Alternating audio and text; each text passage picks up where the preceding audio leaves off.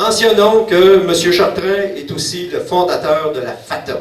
La FATA, c'est la Fondation pour l'aide aux travailleuses et travailleurs accidentés. Encore aujourd'hui, il se promène toujours à travers tout le Québec pour donner des conférences sur le revenu de citoyenneté afin que les hommes et les femmes puissent vivre debout et ce, dans la plus grande dignité. Mesdames et messieurs, accueillons Michel Chartrand.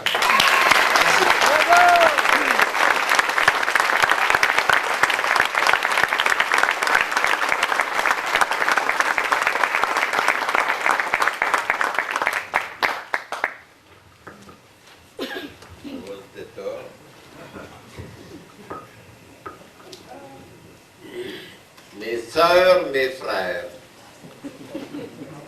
si le soleil est notre père et que la mer et la terre sont les mamelles qui nous nourrissent, nous sommes des frères et des sœurs.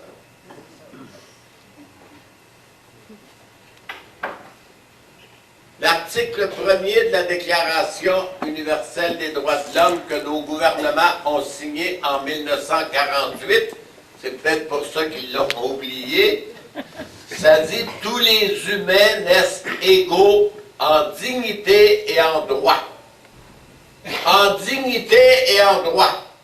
Ils sont pourvus d'intelligence et de conscience et doivent transiger entre eux dans un esprit de fraternité. Aristote disait ça, puis saint Thomas d'Aquin aussi. Puis quand même qu'il ne l'aurait pas dit, ça serait vrai pareil. On est né pour le bonheur, puis c'est en société que ça va se faire. Pignot, il dit, dans la blanche cérémonie, où la neige au vent se marie, dans ce pays de poudrerie, mon père a fait bâtir maison. Et je veux être fidèle à sa manière, à son modèle. La chambre d'amis sera-t-elle qu'on viendra des autres saisons pour se bâtir à côté d'elle? C'est dans l'hymne, mon pays, ce n'est pas un pays, c'est l'hiver. De mon grand pays solitaire, je crie avant que de me taire à tous les hommes de la terre. Ma maison, c'est votre maison. Entre mes 4 murs de glace, je mets mon temps et mon espace à préparer le feu, la place pour les humains de l'horizon. Les humains sont de ma race. Il y a une race de monde, c'est les humains. Ça comprend les femmes. Ah! Je pense bien. Là, je dis ça au début pour voir les hommes qui rouspètent, hein, les machos. Puis après ça, je les assomme. C'est ça. C'est ça. La vie en société, c'est une fraternité. Même les premiers chrétiens, on les reconnaissait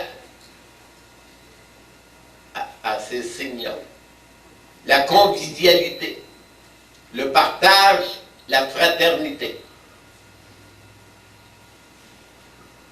Les représentants du peuple doivent utiliser les connaissances humaines, les ressources naturelles de façon optimum, pas les saccager. Regardez le devoir d'aujourd'hui, comment il parle de l'espace, puis les forêts boréales qui ont été saccagées. Le film de Richard Desjardins, vous l'avez vu, l'erreur boréale, hein? C'est une horreur boréale. C'est le gouvernement qu'on a actuellement comme les autres avant ça. Ça date de longtemps, ça. Le saccage des forêts. Puis le mépris des Autochtones. Nos frères et nos sœurs.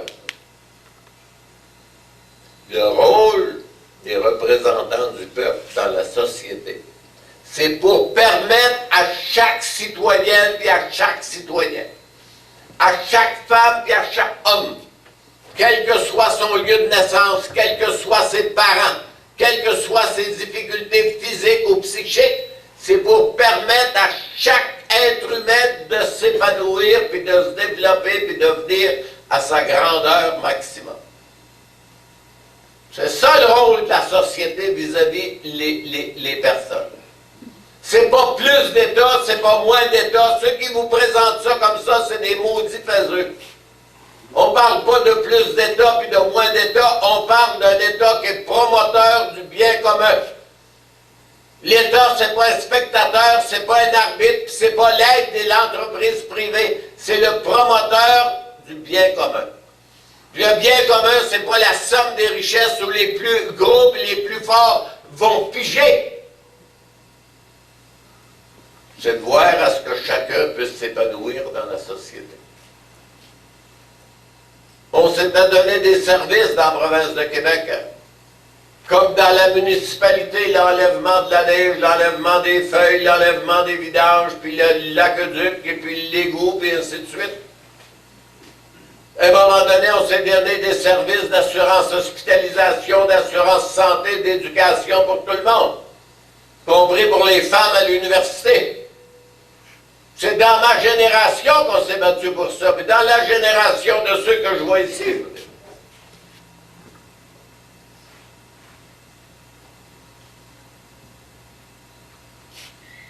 Puis là, on a coupé comme si c'était du luxe de se faire soigner.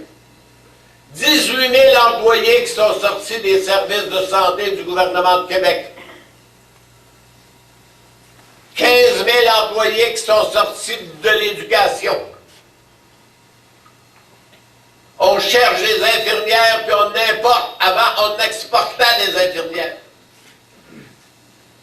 Puis il manque de professeurs pour des enfants en difficulté. Un enfant qui pas bien à l'école, il risque de manquer son cours puis de manquer sa vie. Hein? C'est pas des histoires de ma grand-mère, ça. C'est pas des histoires de Mao, de trotskiste, puis de tout ce que vous voudrez. Le Comité des Nations Unies pour les droits économiques, sociaux et culturels, il avait posé 88 questions à nos gouvernements d'Ottawa et de Québec. Puis à un moment donné, ils les ont fait venir à Genève le 26 et le 27 novembre 1998 au moment de l'élection provinciale. J'étais candidat, moi, contre Lulu le Toupette, le grosseur en chef dans Jonquière.